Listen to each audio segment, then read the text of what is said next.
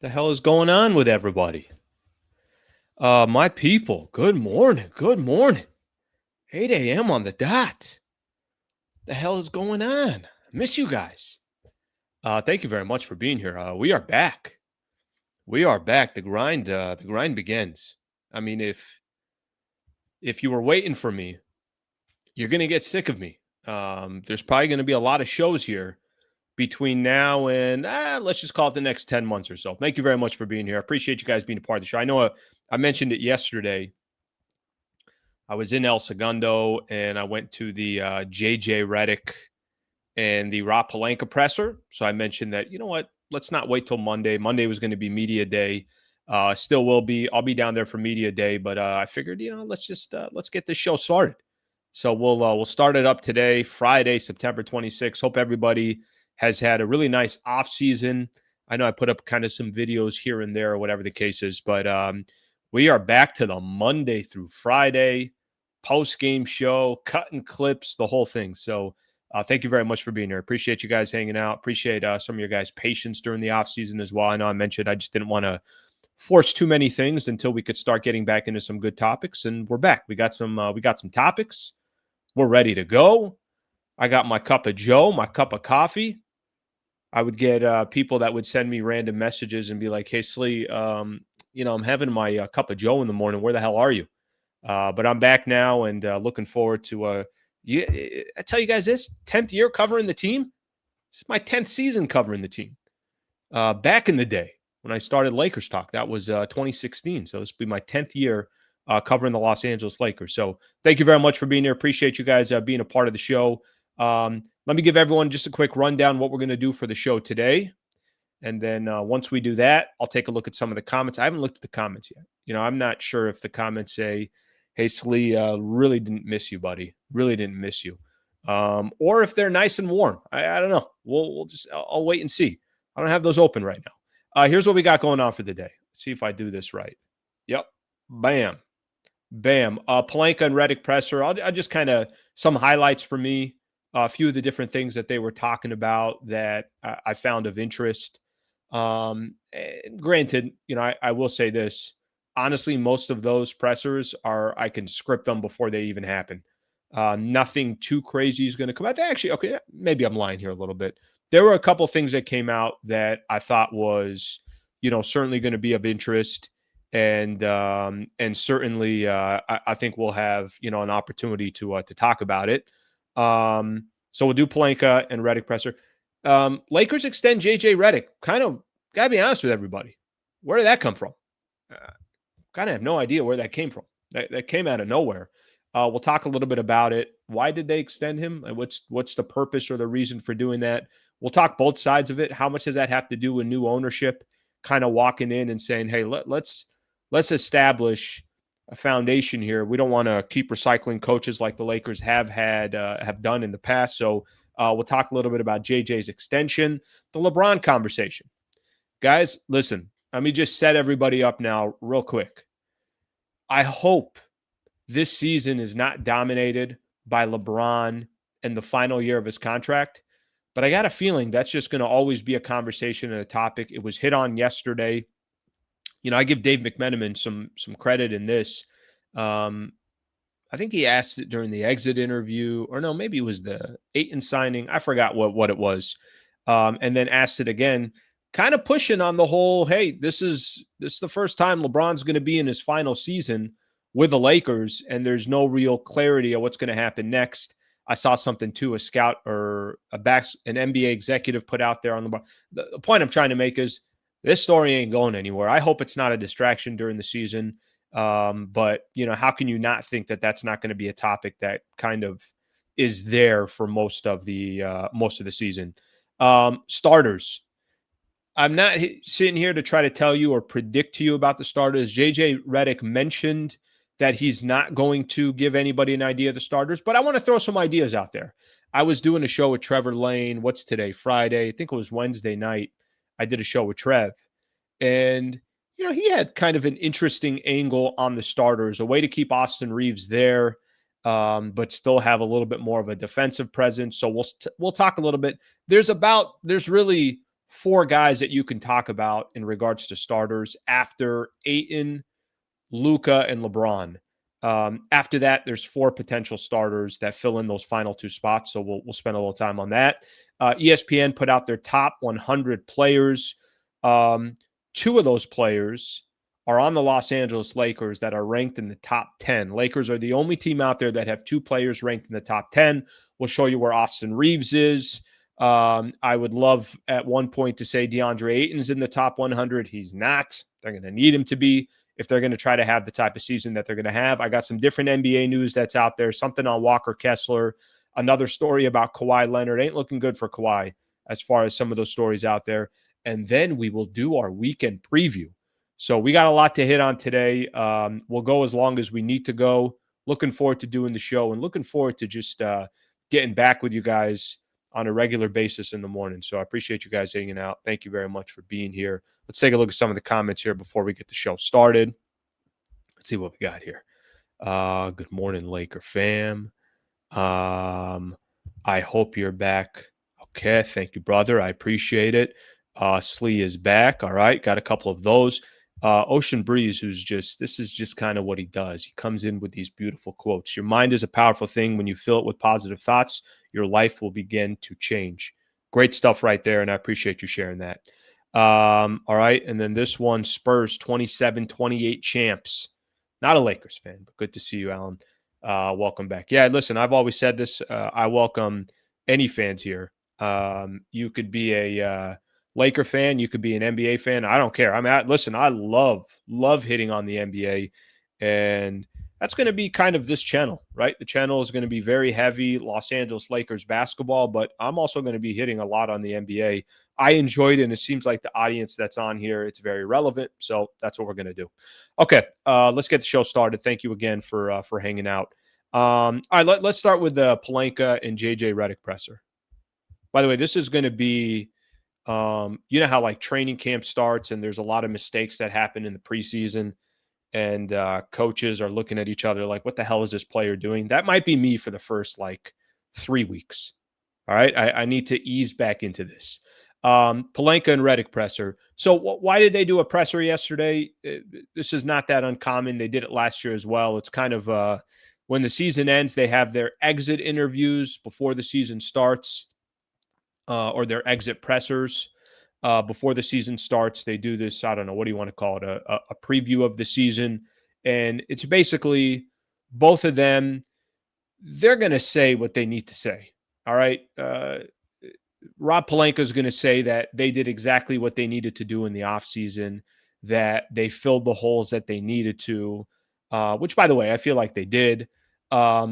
Everyone's going to sing Kumbaya. JJ Redick is going to say that he's seeing DeAndre Ayton showing up and he looks amazing. And Jake LaRavia is going to surprise a lot of people. And LeBron's in a great place mentally. Listen, you're not going to get earth-shattering stuff that comes out of this. It's like anything, right? It's your first day on the job, everything is great. Like that's kind of what these are. And this isn't even me criticizing or any of that. I think that's how it is.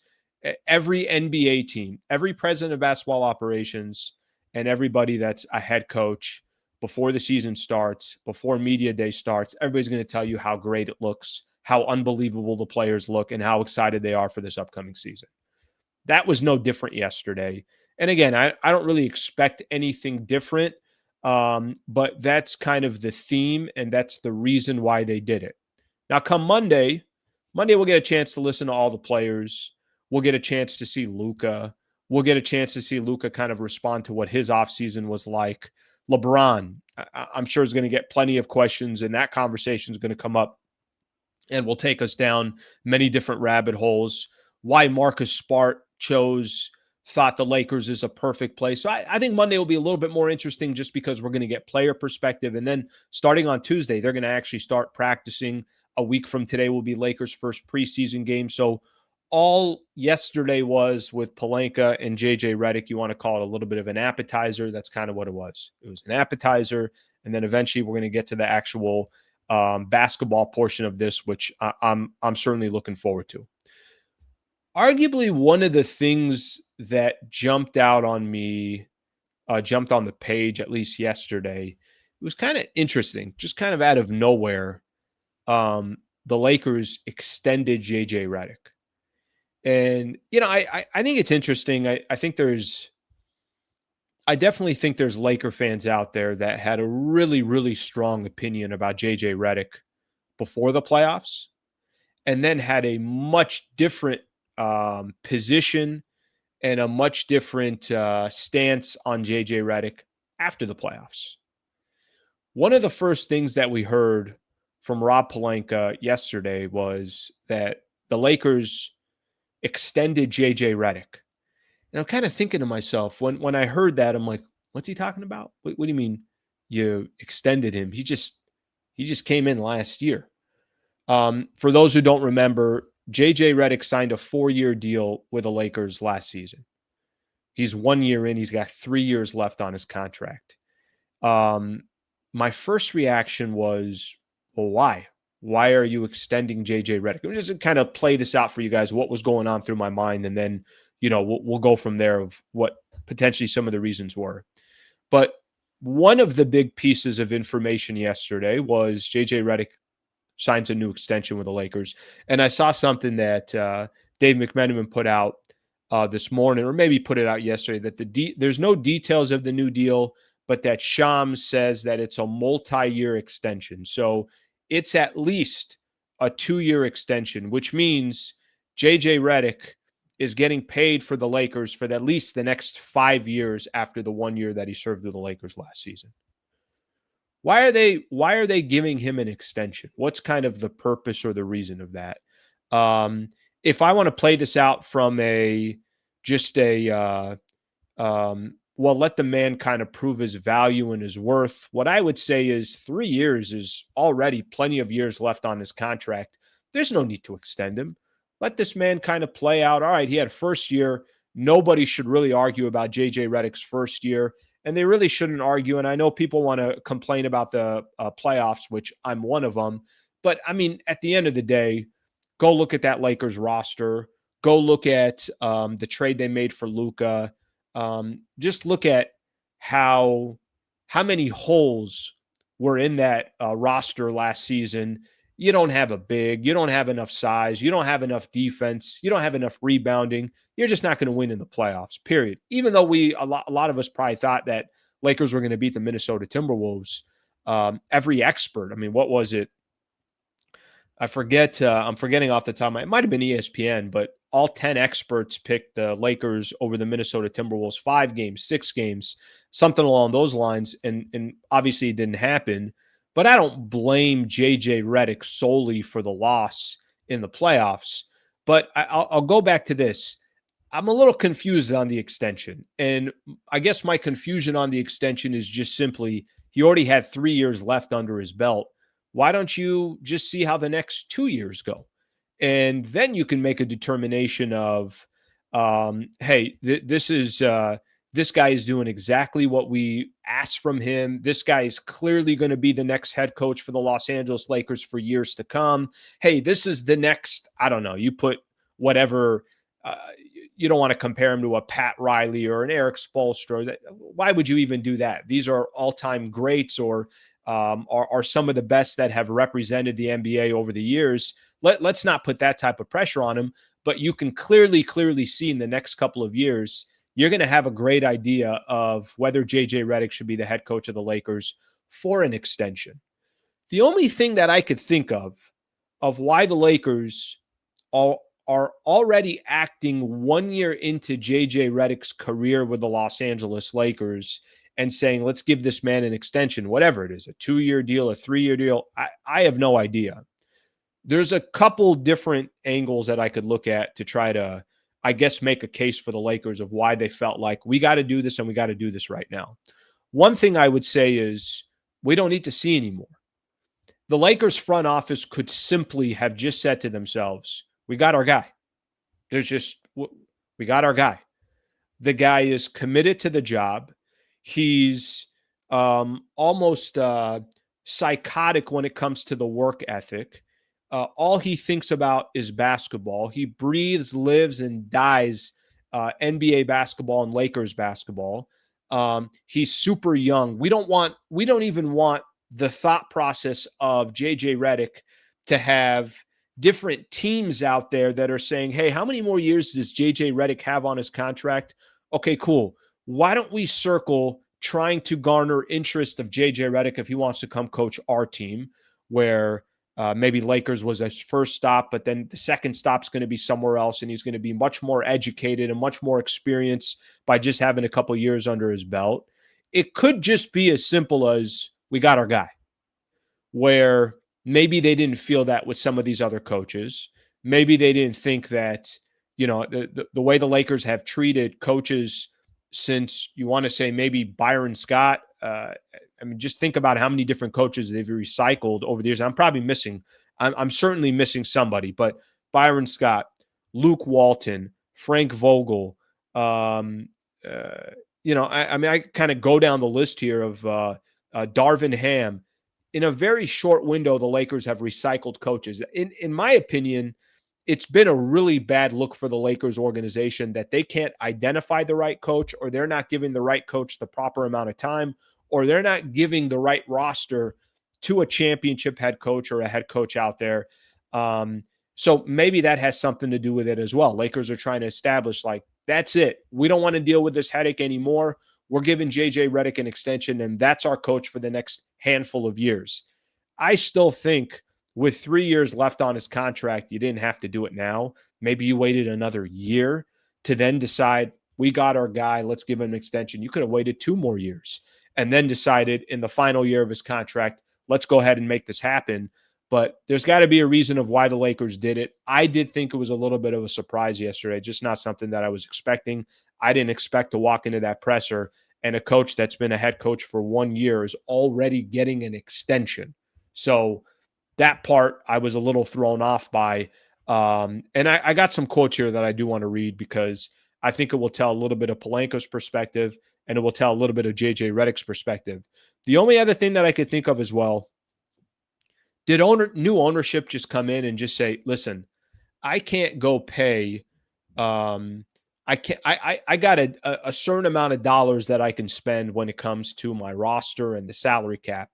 But where I can spend as much money as I want is in my front office and my coaching staff and my scouting and all that other stuff. Do new ownership say, you guys good with JJ? Yep, we're all good. You think JJ is going to be a good coach in the NBA for years to come? Absolutely, he's going to be a great coach for years to come. Cool. Go ahead and lock him up, and let's not worry about a head coach anymore for the next 4 or 5 years, and let's just keep things moving. So let me read a couple of the quotes here, and then I will look at I'll take a look at some of your guys' thoughts and comments, and if you guys feel kind of the same way I feel, where it was a little bit of a surprise and probably unnecessary at this stage of JJ Redick's contract. I mean, he had a 4-year contract anyways, but I'll look at your guys' thoughts. Here's what he said. This is Rob Pelinka. He says, we think he's a special coach with a special voice that's really helping us define the culture of Lakers excellence.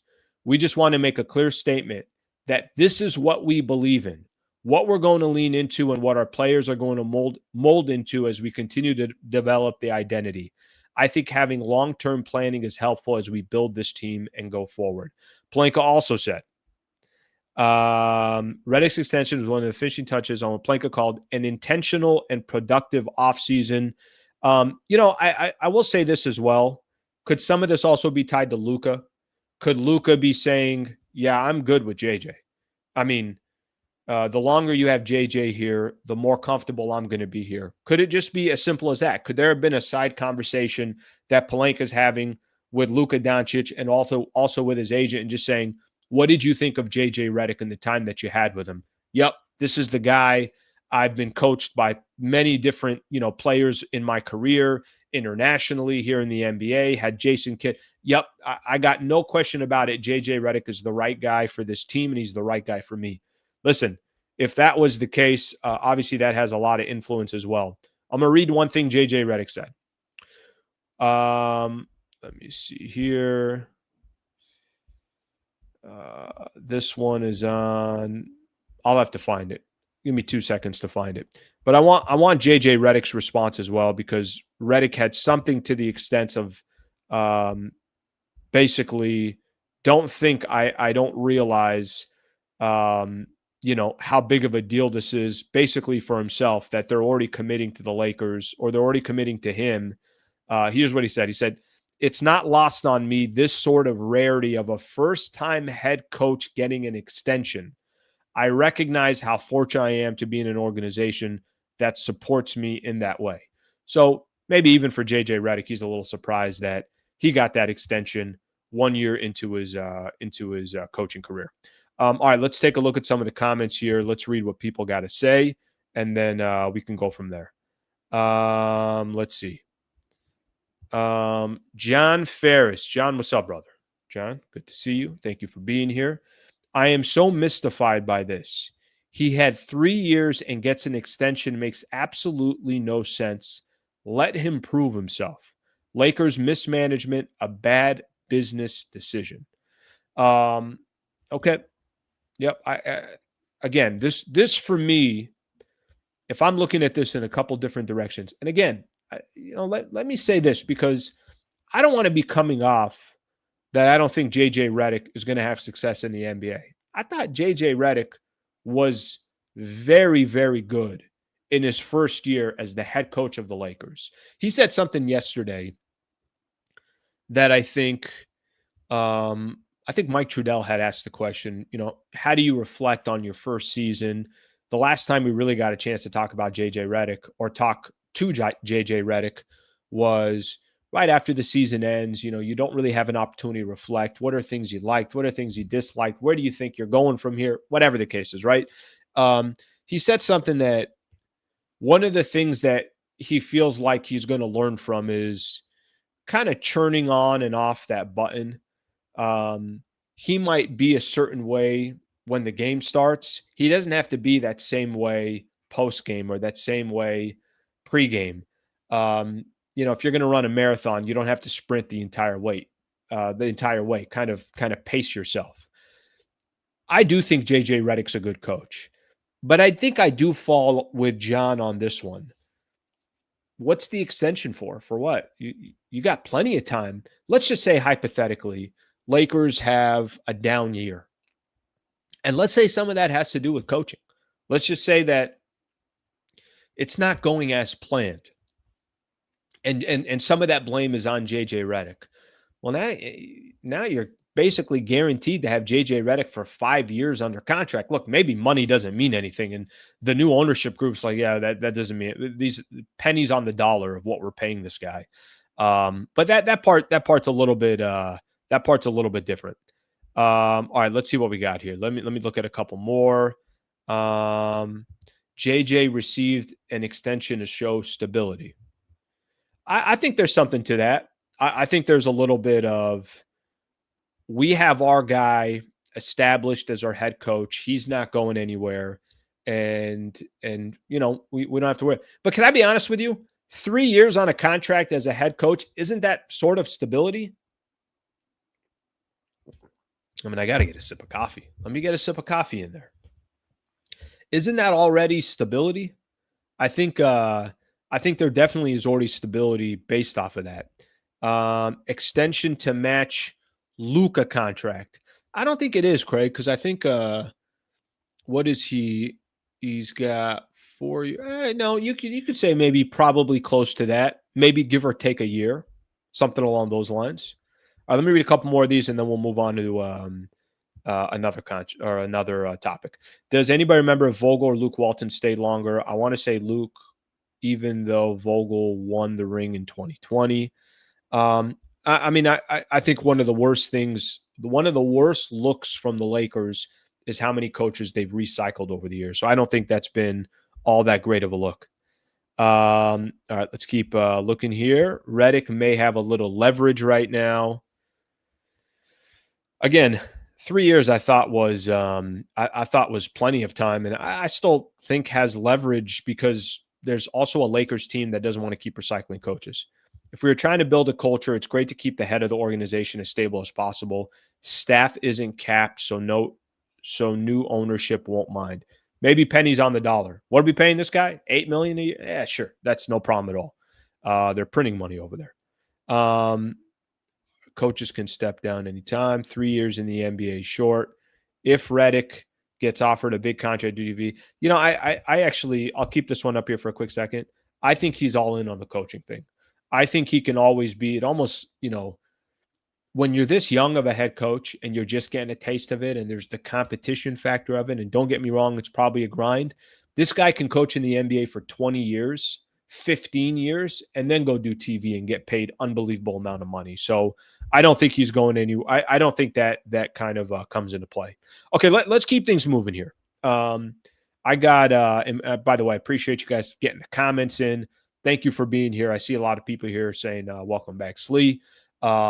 Yes, if you guys were not here for the beginning of the show, so we're back.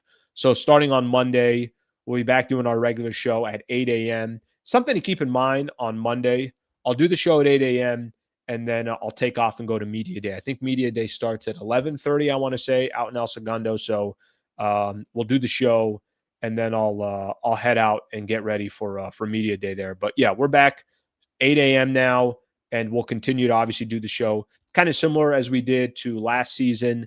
Have the morning show, do post-game show stuff, preview videos, all that other stuff. So thank you for being here. Thank you for hanging out. All right. I want to give a quick shout out here to one of our partners, and then I'm going to tell a quick little story.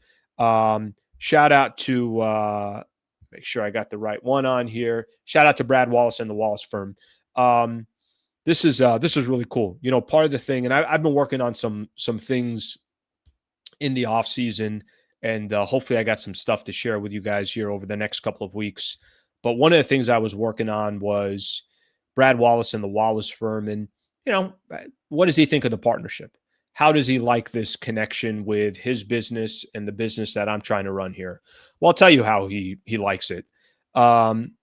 He committed to a full year, an extension to be a part of our YouTube show here, and obviously to be a part of all the assets. He doubled his investment into the channel, and really just is showing a commitment to me, the channel, and all you guys. You guys have a lot to do with this as well. I've had people who have been on this show who are active in the chat and everything else, who have picked up the phone and called this phone number. And I just want to kind of tell just the quick story of, I spent about, let's call it 30 days or so sitting down with Brad, his team. What do you guys think? What do you like? Tell me, give me some feedback and everything else. And everything that they've said is they love what we're doing here. So shout out to Brad Wallace and the Wallace firm.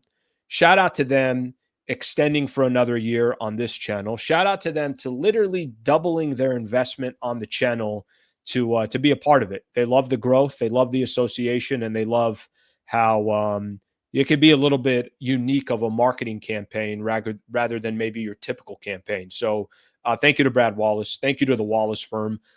They're going to be here, and so happy to have them a part of this show for this entire upcoming season. Last year, they came in a little bit late. I think we started in February. This year, they're like, no, get us going from the beginning. We'll be with you to the end. So thank you to Brad Wallace and the Wallace firm. Obviously, injury attorneys, wallacewins.com/Sliwa. That URL is still there, or you can call the phone number. Any way that I can help make an introduction, serious injury, wrongful death, happy to do so. So shout out to Brad Wallace and the Wallace firm. And I'm going to give a shout out to the chat as well. You guys have been so welcoming to partners, and that means a lot. They see the messages. They love that. So thank you for you guys also being a part of that as well. All right, let's keep things rolling here. Yeah, give me a couple weeks. Okay, give me like 2 weeks, and hopefully I can announce some more things here on the channel. But we're working on some stuff in the background. LeBron conversation. Let's talk LeBron. Okay. So the thing that I took away, I took away a few things from yesterday's presser. JJ Redick, I asked a question or JJ Redick extension. I asked a question to JJ on DeAndre Ayton, kind of some of his expectations. And he told stories about, this guy was running two-man game with one of the best in the business, and Chris Paul. He was the starting center in the NBA Finals. He was the #1 draft pick. Basically, what he was trying to tell me was, get ready for some Luka and some DeAndre and be excited about that. That I thought was an interesting, angle to take. But it's impossible not to talk Lakers basketball and not talk about LeBron's future and how much of a conversation this is going to be during the season. I'm going to read you guys a quote here real quick. And let me kind of start off with this. But right after that presser ended, one of the first stories on ESPN.com, Dave McMenamin, Lakers leave future up to LeBron James. And then, of course, the extend JJ Redick. So let me read a quote here. So Pelinka was basically asked about, it's the first time LeBron in his 8-year career with the Lakers is got a question mark at the end of the season. Is he going to be a Laker? Is he not? Here's what he said. He said, the first thing we want to do in terms of LeBron and his future is just give him absolute respect to choose his story with his family in terms of how many years he's going to continue to play. He's earned that right. So right out the gate, he's kind of saying, let LeBron, this is going to be more of a LeBron decision than a Laker decision. He said, we would love if LeBron's story would be he retired a Laker. That would be a positive story. Now, the other question is going to be, when we get to Monday, these questions are going to be brought up to LeBron, and we'll see how LeBron addresses them. Is LeBron going to look at this and just say, guys, I'm in my 23rd year in the NBA.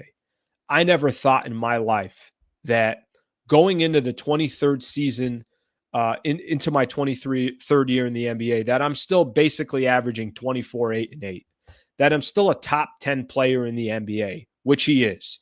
Let me take this year by year to figure it out. And my hope is this. And listen, LeBron didn't give any indication when Rich Paul put out that statement in the summer.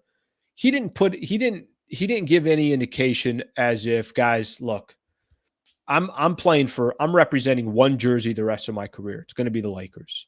All this other chatter about all these other teams and all that other stuff, you guys want to run with that, you guys go ahead and do that. But I'm either going to retire a Laker, I'm either going to be playing another season because I'm a Los Angeles Laker, or I'm retiring a Los Angeles Laker. Let's just put an end to all this chatter and this conversation.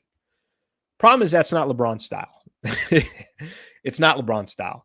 And, we'd be fooling ourselves to think that LeBron doesn't love the attention, that LeBron doesn't love that the stories on him, that you go to ESPN.com yesterday and the top story, got the NFL going on. NCAA is in full swing. We're about to get Major League Baseball. Playoffs are going to be starting early next week. All these teams are fighting for whatever. Do you know what the top story was on ESPN? LeBron and, his potential future. Lakers leave future up to LeBron James. That's what he likes. He's really, really good at it. You might like it. You might hate it. Don't hate the player, hate the game. LeBron knows how to stir up a conversation and make the story about him. I don't think this is going to happen on Monday, but damn would I love it. Is there a way LeBron could just kind of put an end to this for now? Is there a way LeBron could say, guys, I will not spend one more second talking about my future. I play for the Los Angeles Lakers right now. This is the team I do want to retire with, and we'll see what happens. I don't know how my body's going to react in my 23rd season in the NBA. I don't know what's going to happen by the time I get to January 1st, or by the time I get to March 1st, or by the time this season ends. I'm not talking about it. Anybody wants to bring a question up in regards to what's going to happen next season, you can wait until the exit interview when this season ends. I ain't talking about it.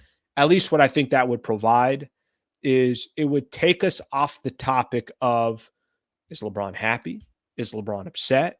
Is LeBron going to ask for a trade by the trade deadline? Are the Lakers moving on from LeBron? Is this Luka's team? Is this this? Is this that? Those are all just distractions. And I don't know how beneficial that's going to be for the Lakers if every couple of weeks there's a story out there that is he happy? Is he not happy? LeBron would entertain going to Cleveland next season, whatever the case is. So we'll see what happens in regards to that. I did read something, JJ Redick was trying to compliment where LeBron is mentally and just kind of said a couple of things, conversations that he's had He says, let me see here if I got it. James is a great spot mentally and knows he's going to give us his absolute best. I expect the best version of Luka, and it's my job as a coach to bring that on a daily basis. So he's obviously talking about the two stars, and we'll see what happens from there. So that was part of the conversation with LeBron. And the reason why I say, so this morning I'm looking at a couple, articles out there, and this is specific about LeBron James. And this is what I mean by I just don't want the distraction there. I don't want the conversation to be all this outside noise that really doesn't benefit the Lakers on the floor. But this is what I mean. You got that article that was on ESPN that's obviously immediately talking about LeBron. And then there was a story that I read. And again, these are out there. An NBA source told Bleacher Report he obviously wanted an extension, and it's also clear that the Lakers wouldn't give it to him. That's what he was reacting to, and I think the reaction has more to do with the frustration in the offseason, that LeBron pushed for a short 1+1, an extension this summer. Again, this is according to league insiders. This is an NBA source told Bleacher Report that there's already stories out there. It's like, no. LeBron wanted it a 1+1. The Lakers said, we're not giving you a 1+1. Let's play out this final year, and then when this year ends, we'll figure it out from there. So, we don't have to get very far to already see that this is a topic and a conversation. We'll just have to wait and see how much of a conversation it is during the season. Another NBA executive said this: it didn't even seem like there were negotiations. By not offering him an extension, the Lakers put LeBron in a bind. So however you guys want to look at it, I do think that was kind of another area that came out of yesterday's conversation, and we'll see what happens. Bron's still making it happen. The question now is going to be, what's the rest of the roster look? And I'm going to give a kind of a little season preview of kind of the outlook of the Lakers. That will be the next topic that I get into. But I think the Bron piece of this is how much of this is a conversation, or how little does it become a topic as the season progresses. We'll have to wait and see. If I had to guess, I think it's going to be a conversation because it's always a conversation. All right, let me take a look at some of the comments. Some of the comments here from everybody else. LeBron needs to move on and get younger.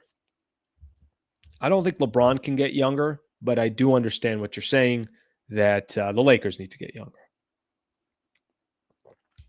All right, here's another one. This I like. I don't see this enough, to be honest with you. I'll support LeBron as long as he wears that LeBron uniform. Hey, if you guys want me to be honest with you, I've talked to a lot of people over the years that are just not a fan of LeBron. It's like, I'll be a Laker fan when LeBron's gone.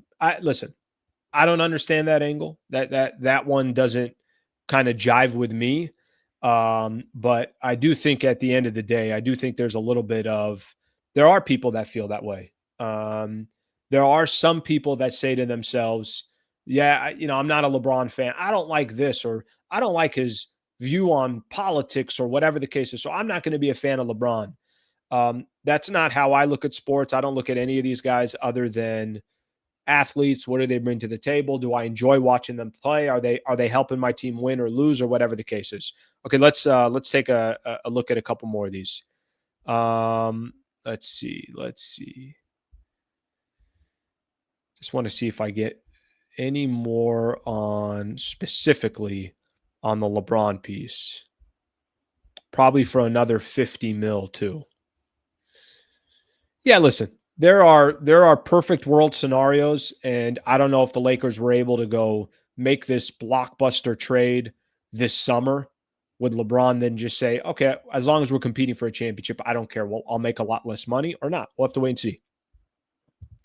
BS, if Bron wanted an extension, he would have had it. Paul was putting pressure to get players, league insiders is BS. I got to be honest with you.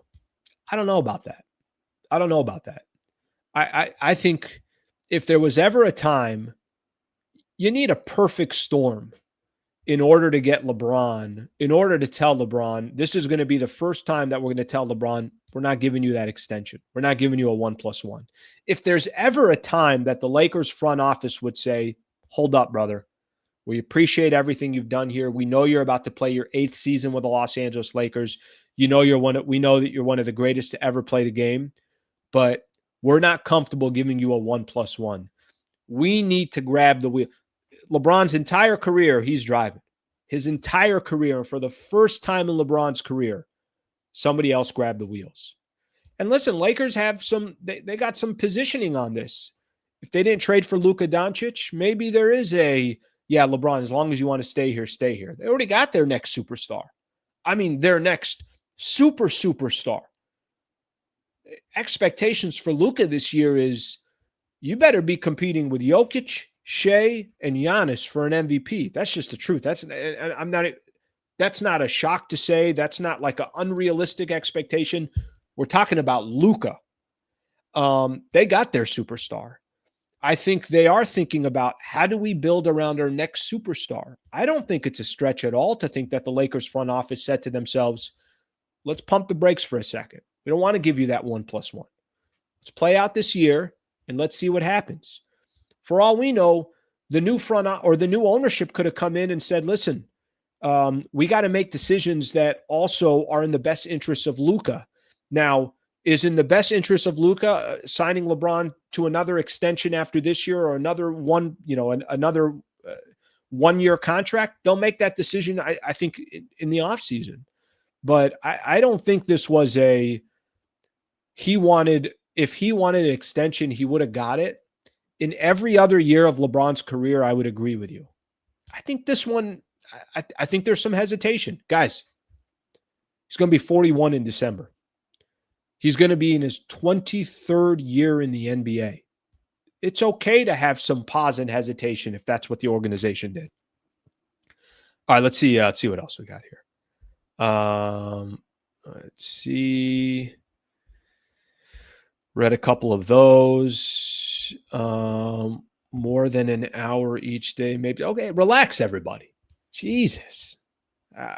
I've been gone for this long. Now everybody's like, you know what? We need you to double the amount of time. Everybody just pump the brakes here. Can I determine my time here? All right, we'll keep going. I like the soft close. It's like it goes till 9-ish, and then it just goes as long as we want it to go. All right, let me take a look at a couple more here. Still scratching my head, extending JJ, especially with 3 years left on his contract. I'm with you. Yeah, I don't think I'm going to argue that. Okay, let me move on to another thing here. I still got a ton of topics. How am I 43 minutes in? And I'm about halfway through my topics. No, the rest will go a lot faster. Don't worry. I'm going to talk about the starters here in just a second. I want to have a chat about the starters. I want to bring something up that came up in a conversation with Trevor and I back on Wednesday. But before I do so, I want to just kind of give my thoughts here real quick on the upcoming season. And I think that what's LeBron going to do? Luka's obviously extended. The Austin Reeves conversation that we're going to have. You know how many different players are on expiring contracts this upcoming year? I'm going to try and name them off the top of my head. I might be off on one or two, and if I am, just put it in the chat and I'll read it. But here, listen to how many players are on expiring contracts this upcoming season, okay? Let's stay with the starters first. Austin Reeves, expiring contract. LeBron, expiring contract. If this is a starting lineup. DeAndre Ayton, expiring contract. Rui Hachimura, expiring contract. Gabe Vincent, expiring contract. Who else is on expiring contract? That's 5 right there. I know I'm missing Maxi Kleber, expiring contract. That's 6 players right there. You could say half of the roster for the Lakers. Marcus Smart, expiring contract. Now, there are some caveats. Ayton has a player option. Marcus Smart has a player option, but they don't want to sign that player option. They want to have a good season and go get paid somewhere else, so they're not making their $5 to $8 million or whatever that is for each one of those players. About 7 guys that are fighting for a contract in the NBA. My thoughts on this upcoming season, I really do think the Lakers addressed a lot of the needs that they needed to address, but I don't know how it's going to work out. I don't. I'm going to go through with you guys top 100 players in the NBA. I'm not going to go through the 100. I'm just going to go through where some of these Laker players landed, and then I'll show you guys the top 10 as well. Jalen Brunson, number 10. Is he a top 10? Am I not giving Jalen Brunson enough credit? Why did I see that today? I'm like, Brunson's 10th? Guy's a great player. I mean, I don't know why I got an issue with that. But who wasn't on that list is DeAndre Ayton. Well, of course he's not on that list. He's not a top 100 player in the NBA. Doesn't it seem like DeAndre Ayton should be a top 100 player in the NBA? We're going to see how Ayton does. What's the mix with Jake LaRavia? How does Vando look this year? I'm looking forward to this upcoming season, and I do think the Lakers have a decent roster, and I do think that there may be a move or two away from really, really competing, but there's so many question marks about this upcoming season. So we'll have to kind of just wait and see. I like something that Pelinka said. He said this before, and I think this is very common in the NBA world. What's very common in the league is you don't know what you have for 20 to 25 games. And because you got so many of those expiring contracts, I think it's going to offer a wild amount of flexibility for the Lakers to potentially make moves by the trade deadline. I know the season hasn't even started. I know people are like, already you're going to talk about the trade deadline. The point that I'm trying to make is the team that they start with definitely may not be the team by the time you're in mid-February. There's advantages to that. There's disadvantages. If you go look at Rob Pelinka's history, he's made a lot of moves at the deadline. And frankly, he hasn't made a lot of moves in the summer. So we'll see if, obviously what happens in regards to that. But my thoughts on the upcoming season, I do think the Lakers addressed areas that they needed to address. But I also got a lot of questions too of they're going to need players to outperform their expectations. They need DeAndre Ayton to be a beast. They need Marcus Smart to be, you don't have to be the exact player you were in Boston, but can you be 80% of that player? Is Jake LaRavia going to be a player that we look back on and say, hey, even though they lost Dorian Finney-Smith, no problem. Jake LaRavia was a younger and cheaper option. Is Luka competing for top 3 in the NBA from MVP perspective? Can Austin Reeves shut up all his critics? Because there's a lot of critics out there on Austin Reeves that thinks he's a bum because he didn't have a great playoff run. Or is that chatter going to get louder? So we got a lot going on this season. And I think there's obviously there's going to be an incredible amount of interest in seeing what it looks like. Does the mix, do the ingredients mix well? We'll have to wait and see. All right, let me take a look at some of the comments. Then I want to talk about the quick chat about some of the starters as well. Rob's go-to word, flexibility. Wants flexibility. He wants flexibility. He's got flexibility. He's got so many different guys that, obviously so many different players right now that are playing in the final year of their contract. And when you make trades, there's certain NBA teams out there that want to get money off the books. Lakers are going to have a lot of players that they'll be able to kind of get some money off the books by doing so. All right, let me see a couple more here. I don't mind LeBron signing an extension, but not maxed out. Let's play out this year. Let's see how this year goes. Media is going to turn the Lakers season in circus. Yeah, I won't lie to you on that one. There's always obviously a lot to talk about in regards to the Lakers. Let me see this one. Ayton and Smart will be trying to play for a new money. Hopefully they excel. Win-win. I agree with that. I think there's obviously a lot of positivity on having players trying to prove themselves for their next contract. Lakers can benefit from it, and obviously so can the individual players. Okay, chat about the starters here real quick. I'm gonna hit this one real quick. We don't have to spend too much time on it, but I know it has come up, and it was a conversation during the presser yesterday as well. Redick was asked about starters.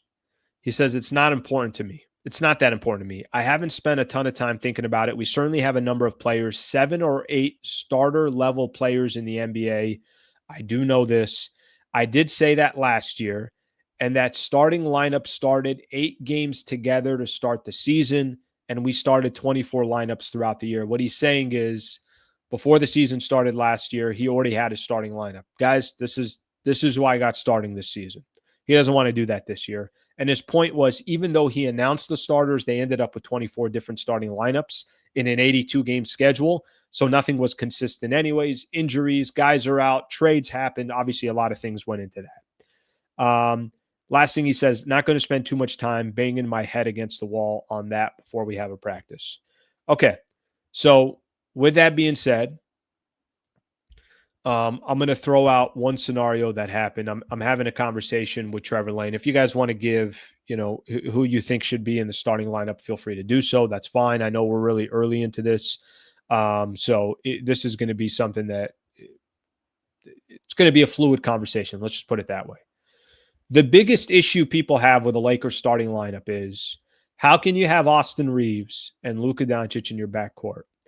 They're going to feast on you defensively. I can't argue that. Okay. So do you take Rui Hachimura out of the starting lineup? All right, take Rui out of the starting lineup. Who are you going to put there? Do you take Austin Reeves out of the starting lineup? Okay, take Reeves out there. Who are you going to put there? I think the 3 main players that we're going to have in the starting lineup that we all know, it's going to be DeAndre Ayton.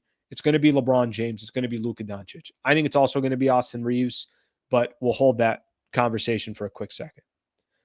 I thought Trevor had a good point of, can you afford to have Austin Reeves come off your bench and then give this guy $30+ million a year in the offseason? All right. It's a fair point. Now, he could still play starter minutes. So I still think there's a path in order to do that. Okay. But I understand where he's coming from. Can you actually pay this guy $30 million a year in the offseason, or $30 million plus, and he's a dude coming off your bench? Okay. I still think if the Lakers are going to have a successful season, DeAndre Ayton's got to be the 3rd best player on this team. He's just going to have to be. They need Ayton to be a beast. And that's not even taking anything away from Austin Reeves. You need a big. You got to have a big that's doing work. I mean, that's just how the league works. And he's got to have a defensive presence and everything else. The 4 players that I think you could throw into the starting lineup in any order: Vando could be a starter, Marcus Smart can be a starter, Austin Reeves can be a starter, Rui Hachimura can be a starter. I don't really go past those 4. So the question you're asking yourself is, do you throw Vando in the starting lineup and take out Rui Hachimura, and that allows you to have Vando guarding one of those guards in the backcourt, Austin Reeves guarding the other guard that's not as good as the main player? So Austin Reeves doesn't have to guard Steph Curry. Vando gets to guard Steph Curry. Austin Reeves doesn't, or Luka doesn't have to guard Ja Morant. Vando gets to guard Ja Morant.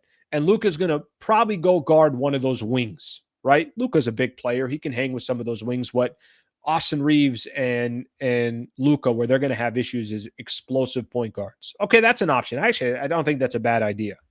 One of the disadvantages of doing that is, I think the best version of Rui Hachimura is when he's in the starting lineup, because there's so much attention on LeBron, on Luka, on Austin Reeves, and in this case, this year, DeAndre Ayton. I think Rui Hachimura gets to he shoots a high percentage. He gets a lot of open looks, primarily because you can't pay attention to Rui because you got all these other players to worry about. Okay, do you throw Marcus Smart in the starting lineup? All right, let's say you throw Marcus Smart in. Does Austin Reeves then go to the bench? Okay, if Reeves goes to the bench, now you have a defensive-minded player in Marcus Smart, who anybody that watched Marcus Smart over the years, I enjoyed watching his style and the way he plays and everything else. I guess more than anything else, without even coming out here and saying, hey, this is the starting 5 that the Lakers should have, each starting lineup has a little story. Each starting lineup has a kind of an angle. There's a positive, there's a negative, there's a this, there's a that. So I do think that's interesting in its own right, and curious to see what some of you guys think. But I do like what was brought up from from Trevor in regards to looking at a guy like Vando and why you look at a guy like Vando and basically get Luka off any of these guards and have Luka guarding one of the wings. All right, let's see a couple of comments here. Smart start and Reeves off the bench. Slee's back. I am back. I'm here. Not going anywhere. We'll be here for a little bit. Okay, let's see what else we got here. Reeves can play the Ginobili role. Ginobili had his role. No question about that. I've always said this. I've always said that you got to have balance in your starting lineup. You cannot be too heavy offensively. You cannot be too heavy defensively. So whatever they do, it sounds like JJ Redick's not going to give anybody an angle, but that will be a topic. Everybody obviously looks at that. I do know this. I have a feeling Austin Reeves will start. I guess the question is going to be, what do they do with that other starting spot? Is it going to Rui Hachimura and they don't move any? The problem is if it goes to Rui, your backcourt, you're going to have two guys that cannot defend in the backcourt, obviously with Luka and with Austin Reeves. If you do go with a guy like Vando, you can move Luka, he's not a point guard body. Luka can go guard wings. That's as long as it's not guarding Jaylen Brown or something, something like that. He can guard wings in the sense of guys that are off the ball and that are not the main focal point of an offense. Let's get another one here. Even if you bench Reeves, Rui should still not start with LeBron and Luka. Too many front court players. Yeah, I think that's the point that we're making here in regards to that. Okay, let's get another one of these here. We'll get one more in here, and then I'm going to get into a couple of the other topics. If AR is actually a little healthier and quicker defensively, Luka stayed engaged and in shape, they can play good enough defense together. I don't think AR's got an issue with health. Well, health, yes. But the effort, I don't have an issue. Is he in shape? I don't have an issue with. The problem was Luka was the one that wasn't in shape. Obviously, if you look at the way he looks now, that ain't an issue anymore. And we'll see how that I guess reflects on the court once the season starts. Okay, did you guys see this top 100 players list? I'm going to go through this top 100 player list. I'm not going to go through top 100. I'm going to go through the top 10, and then I'm going to show you guys where some of the Lakers players are. Just to give everyone an idea, Austin Reeves is at number 60. So ESPN did top 100 players in the NBA. They put Austin Reeves at number 60. Let me see who's before and who's after Austin Reeves. Let's look at this. And you know what? Let's look at this together. We're a family here, mi familia. And because we're a family, we do things together as a family. All right, let's see. That's top 10. This is top 100. Okay, let's take a look at this. Close this a little bit. Okay, so RJ Barrett at 100. We'll go all the way down. I just want to see who's next to Austin Reeves on this list. Okay, so Zion at 61. I actually did see this. I forgot this. Kind of shocked Zion's at number 61, but damn, that just shows that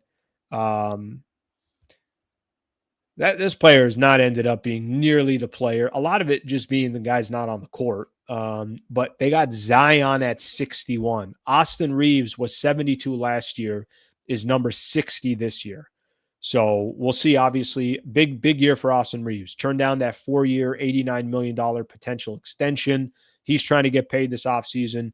His numbers were phenomenal during the year. I thought he was doing his work, doing his job. Playoffs, he was highly disappointing in the playoffs. Jalen Suggs at 59. Just curious to see what players are around him. Trey Murphy, the third at 58. Miles Turner at 57. Isaiah Hartenstein at 56. All right, a little high for Isaiah. All right, who's after Austin Reeves? Christian Brown. I mentioned Zion. LaMelo. What? Hell's going on here? Melo's 63. Dort at 64, role player. Aaron Nesmith at 65. Okay, that shares that one. What? LaMelo? 63? I mean, I'm not trying to start a franchise with LaMelo. That's just me personally, but 63 seems that seems pretty absurd. Okay, let me walk through you guys top 10 real quick. All right, let's do top 10 real quick. And that gives you an idea. Austin Reeves. So Lakers have 3 players in the top 100: Austin Reeves, LeBron, and obviously they got Luka in there as well. All right, let me share my screen again. Let's do top 10 here real quick. Here's top 10. Were you by anybody else surprised on this one? Brunson top 10? I don't know why that one threw me off. Is this maybe because Tatum's not here this year and Tyrese Halliburton? I mean, you make an argument Brunson's better than Tyrese, but maybe some injuries and things along those lines. I'm not 100% sure. They got Jalen Brunson at number 10. They got KD at number 9. So you guys can see that. Try to make this tighter. All right. KD at number 9. LeBron at number 8. So LeBron drops 1 spot. Now, listen, people can say whatever they want about LeBron. He needs a great team around him, of course, at this stage of his career. He's just not going to be able to do everything. And if you're asking the man to do everything, kind of like they have been the last couple of years, that's just a bad recipe. He's no longer the best player on the team because of Luka. He's got now a couple players around him that certainly can help from a rebounding perspective, a defensive perspective. Lakers didn't have that last season as well once they traded for Luka and they traded AD and Max Christie away. So he goes from number 7 to number 8. This is where LeBron is ranked. Still top 10, 23rd year in the NBA. Steph, number 7. They got Anthony Edwards at number 6. Wembanyama jumps up to number 5. Oof. Spurs are going to be fun to watch this year. I'm curious to see how they do. They seem like a team that could be, they could, I don't know, catch a lot of people by surprise, but they feel like they should definitely be a playoff team this year. Wemby at number 5. Giannis at number 4 drops a spot. They put Luka at number 3, and then Shea, and then Jokic basically just owns the number 1 spot in the NBA. And it's just like, don't even, who's number 2, I think should be the question. So Shea number 2. One thing I will say here, biggest question, did Luka's dominant summer set him up for an MVP season?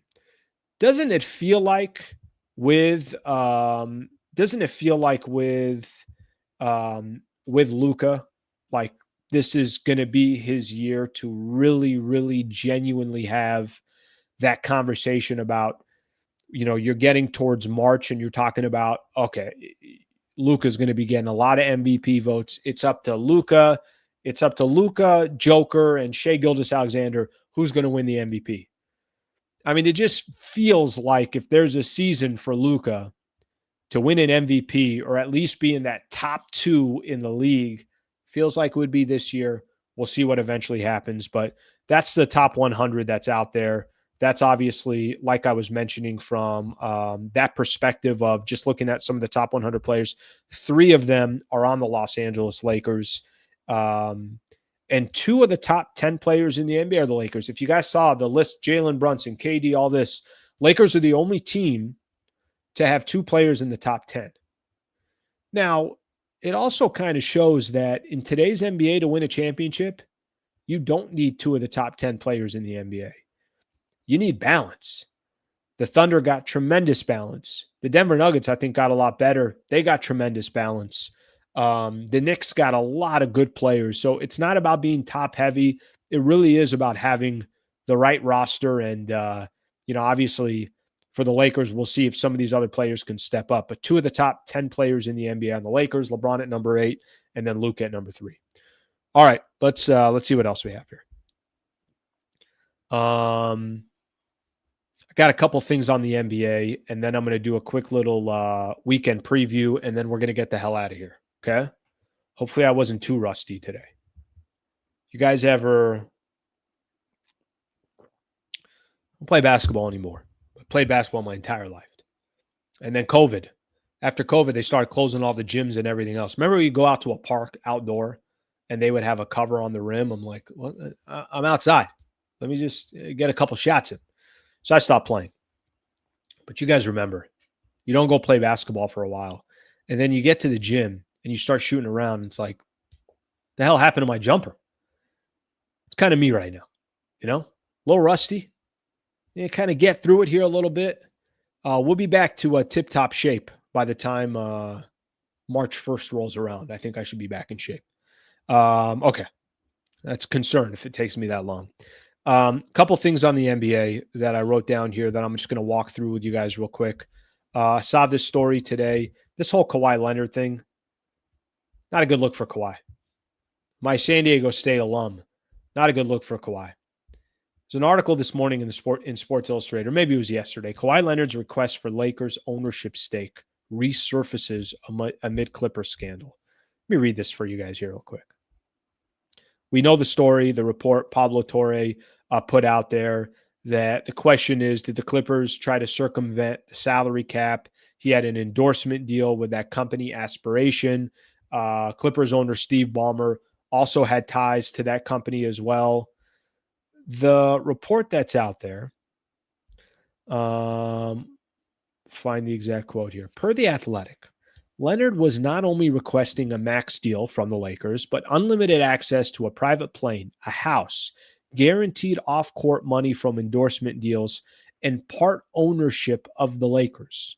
The Lakers, who were baffled by Robertson's audacity, I think that's his uncle, told him multiple times that those requests all went against the NBA's collective bargaining agreement, but he kept asking for them on behalf of Kawhi Leonard. All right, we'll see what happens. I guess similar requests were made when he was going to the Clippers or the Raptors, making his decision. At the time, an investigation concluded that there was no evidence any illegal requests were granted for Leonard. The Clippers signed Leonard to a max contract and appeased him by trading for Paul George. So we'll see what the hell happens. But Kawhi still not looking. What are you guys doing? How's this whole thing gonna lay out? I don't know how it's all gonna lay out, but let me just say, Steve Ballmer, not a good look for you, brother. The Clippers, not a good look for you. Kawhi, not a good look for you.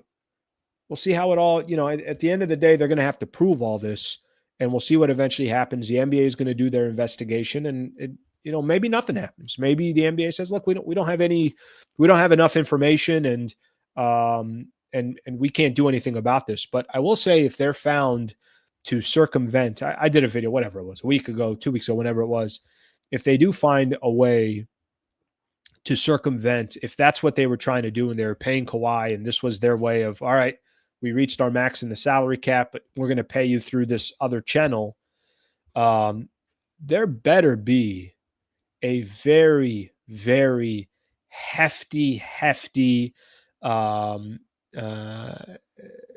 slap on the hand, if you want, not even a slap on the hand. You got to send a message to the Clippers and Steve Ballmer and everybody else if they tried to circumvent the salary cap.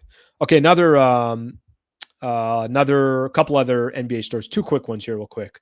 Damn, I cannot tell you guys how much I hate this story about Fred VanVleet. Listen, a lot of teams made moves. I had the Rockets top 3 in the Western Conference. Them getting Kevin Durant. Ime Udoka, I think, is a phenomenal head coach. No matter what that guy has, he's going to make that team competitive. They're built. Amen Thompson. They got a lot of nice pieces that they're putting together there. They got just an unbelievable amount of size. They could play bully ball, the whole thing. I like what they're doing there. Fred VanVleet suffered a torn ACL, and that is just such a gut punch. You don't want to see dudes get injured.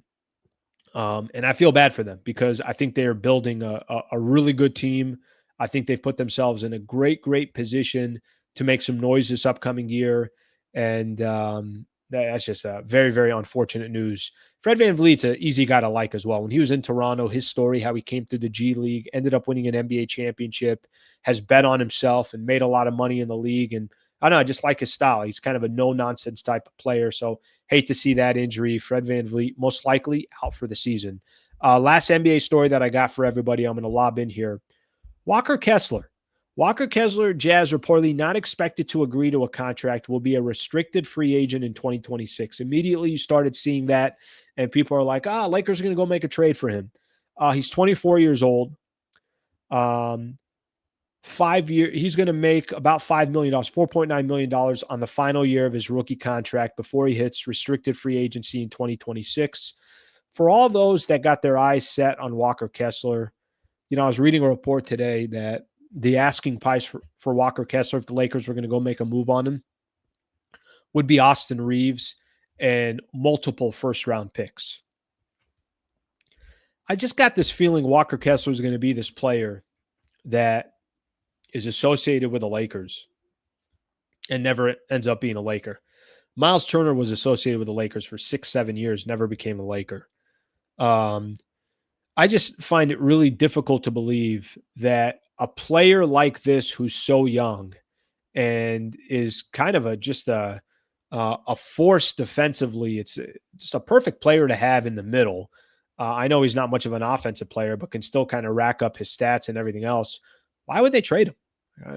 I'll be honest with you. Like, what's the point of trading him? And is Danny Ainge trading him to the Lakers? I just have a difficult time thinking that that's going to happen, but that's a piece of news that I saw out there that does sort of tie to the Lakers. Restricted free agency. He'll become restricted free agent in 2026. So we'll see what eventually happens there. I think some people were surprised that he's going to reach restricted free agency, but he is going to hit restricted free agency. Okay, let's see what we got here. Okay, final thing I want to get into here real quick, and then we're going to call it a day. And I appreciate you guys hanging out today. Thank you for coming back to the channel, and looking forward to doing this Monday through Friday again. I got a preview to the weekend. So we got our weekend preview that we got going on. In my opinion, this is the best time of the year in sports. Specifically as we get to next week. When you get into October, I think it's the best time of the year in sports. So a couple things to kind of keep an eye out for the weekend. MLB perspective, still a lot going on in Major League Baseball. Still a lot to be determined over the weekend. Kind of a crazy, if I just stick to the NL West here for a quick second, we already know, or stick to the NL, we already know 5 of the 6 teams that are going to make the playoffs. We know it's Milwaukee. We know it's Philly. We know it's the Dodgers. We know it's the Cubbies, and we know it's the Padres. And I think it's going to be in that order unless the Cubs collapse in these last couple of days and the Padres win all 3 of their games. The question is going to be the NL wild card, that final spot. Is it going to be the Mets? Is it going to be the Diamondbacks? Or is it going to be the Cincinnati Reds? So those 3 teams got something to play for. And the only other movement that can happen is, like I said, the question is going to be whether the Cubs are playing in San Diego or San Diego's playing in Chicago. I think they're going to end up playing in Chicago. Padres had plenty of opportunities in September and didn't take advantage of it. Only other thing that's really, really interesting from a MLB perspective this upcoming weekend, the AL Central. What the hell is going on in the AL Central? I don't know if you guys have followed this. July 8th, Cleveland was 15.5 games back of the Detroit Tigers, and the Tigers had a 98.8% chance to lock up the division. As we go into this weekend, both teams have the identical record. Now, Detroit did win yesterday, so they're tied now. I think Cleveland has the tiebreaker. So 3 games left to go will determine that. There's still so much jockeying going on in the AL. I don't know, Toronto, New York, Seattle. Is Houston getting in? Is Detroit getting in? If you guys aren't watching the AL, keep an eye out on this weekend. It's pretty fun to see how many teams are kind of locked in together. So you got a chance to watch that over the weekend. That's a good preview right there. In the NFL, we had a game yesterday. Good game. Seahawks, Cardinals. If the Cardinals kicker just kicks it past the 20-yard line, maybe Seattle doesn't get the ball at the 40 and then drive to get the game-winning field goal. Do your job. If you're the kicker of the Arizona Cardinals. Some of the games I just looked at that I thought were pretty decent games. Eagles and the Buccaneers, 2 teams that are both 3-0. Colts and the Rams, 3-0 versus 2-1 Rams. What else did we see here? That was a good games. Packers and the Cowboys. That's on Sunday night, and I think there's 2 Monday night games this week as well. So that's what you got going on in the NFL. And then the final thing I'm going to mention. Get your ass on a couch on Saturday, tomorrow. We got some good college football games coming up tomorrow. Let me tell you what we got. By the way, I hate some of these great SEC games. I just want to go to one good SEC game. USC back top 25 in the nation. USC versus Illinois, 4-0 versus 3-1, number 21 versus number 23. That's at 9 a.m. So you can wake up tomorrow and start watching that. That's a great game. That's on the schedule. Let's see what else we got here. LSU at Ole Miss, number 4 versus number 13. I'm just looking at some of the top ranked games. Number 6 Oregon travels to number 3 Penn State on NBC at 4:30. Phenomenal game. How about Alabama, Georgia on ABC, number 17 versus number 5? Just some phenomenal games in college football tomorrow. So we're getting close to the best time of the year. And we might already be there. I still think we're a week away, but we're definitely getting close. That is our weekend preview presented by the Wallace firm. Shout out to Brad Wallace and the Wallace firm. WallaceWins.com/Sliwa. He can help you out with anything that you need. And shout out to Brad Wallace for committing to this channel to another year. Greatly appreciate that from him and his entire team over there. Okay, let me read a couple of comments, and then then we're done. That's it. Then we're done. I'm going to take another month off after that. That's it. You guys got enough. That's enough content for a month. Okay, let's see what we got here. All right. Toronto should have sealed it up. Cleveland also has the tiebreaker. Tigers laying it. Listen, the AL is unreal. I'm looking at the standings yesterday. I'm like, oh my, there's 38 scenarios that can still play out. Where the NL, it's like everything's kind of, Milwaukee's been the number 1 team. Philadelphia locked in the number 2. I know Dodgers just won the division, but I don't know. I felt like they were always going to eventually win the division because the Padres were as so unclutch in the month of September. Honestly, both teams were. Dodgers didn't run away with it. Padres certainly didn't take advantage of certain opportunities, but it feels like the NL is much more locked and the AL is all over the place. Okay, let's see what else we got here. Let's see. They want Edwards to be the American Challenge, all the Euro dominance. I think somebody was talking there about specifically about where Anthony Edwards was ranked. I think he was ranked 6th in the top 100. All right, my people. Look, that's what I said. I say, we go till 9-ish, right?